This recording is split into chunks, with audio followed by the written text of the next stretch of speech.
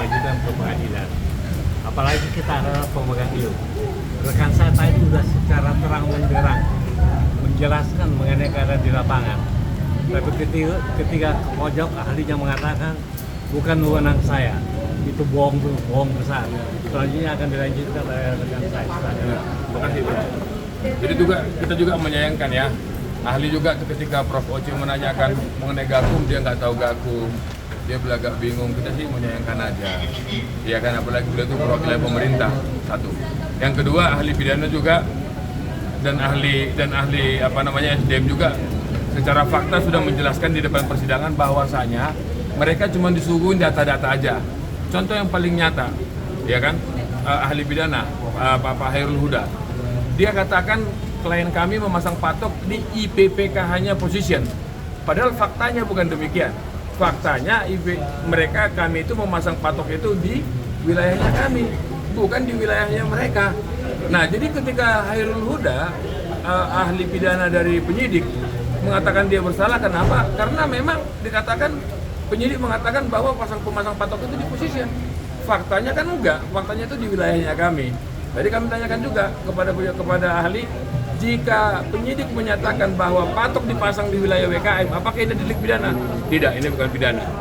Jadi sangat terang per hari ini adalah ahli-ahli yang dihadirkan oleh penuntut umum dengan nyata menyatakan bahwa satu kesimpulannya, ahli pertambangan mengatakan harusnya ini nggak jadi perkara lah, ini urusan kecil, bisa diselesaikan.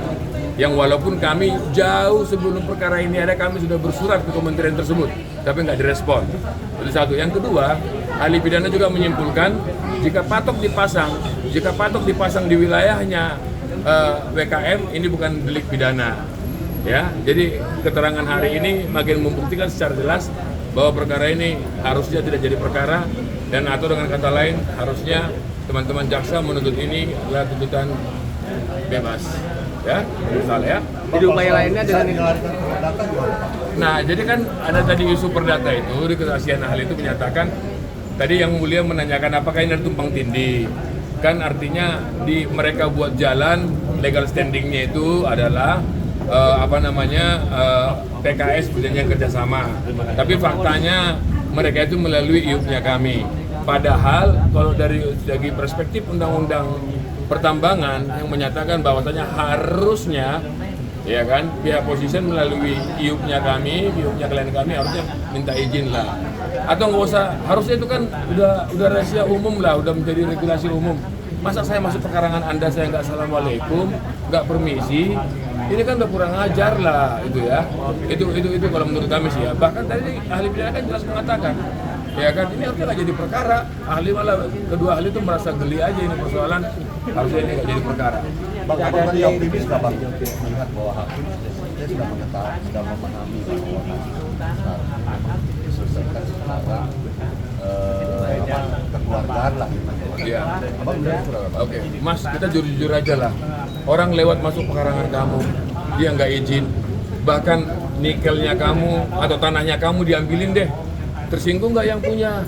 Padahal harusnya kan cuma dia permisi, minta izin lewat, dikasih kok, dikasih, gitu loh. Itu dikasih benar, dan buktinya apa?